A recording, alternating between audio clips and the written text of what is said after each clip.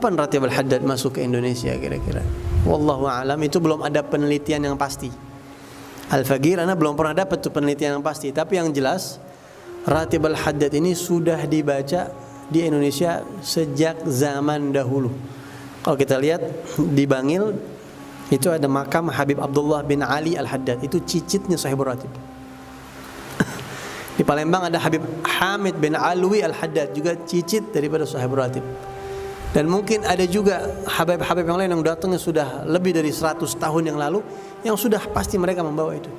Bahkan Al-Habib Husain bin Abi Bakar al-Idrus yang hidup di zaman Habib Abdullah bin Alwi al-Haddad, di kitab Tajul Aras disebutkan bahwa Al-Habib Abdullah bin al-Haddad sudah memberikan sinyal akan tingginya magam Habib Husain bin Abi Bakar al-Idrus luar Batang. Berarti artinya di zaman beliau itu orang-orang yang datang ke Indonesia sudah ada.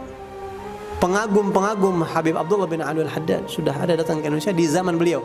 Bahkan di Indonesia ini ada salah satu muridnya Habib Abdullah bin Ali al-Haddad yang namanya Syekh Yusuf Syekh Yusuf yang dari Makassar itu, yang makamnya ada di Afrika. Ya, makamnya di Afrika. Al-Habib Abdullah al-Haddad kalau nggak salah menyebutkan nama beliau di kitab An-Nafais al-Ulwiyah, disebut min ashabina, salah satu murid kami yang dari Jawa gitu ya, dari Jawa begitu. Kan Makassar dulu Indonesia disebutin Jawa, seluruh Indonesia disebutin Jawa dulu. Itu yang akhirnya makamnya di Afrika, yang sampai Nelson Mandela, salah satu presiden Afrika itu, salah satu orang yang terinspirasi dari Syekh Yusuf Al-Makassari itu, Masya Allah ya, sampai menziarahi makamnya katanya. Dan Nelson Mandela orang punya power di dunia, artinya sampai masuk ke PBB dan seterusnya.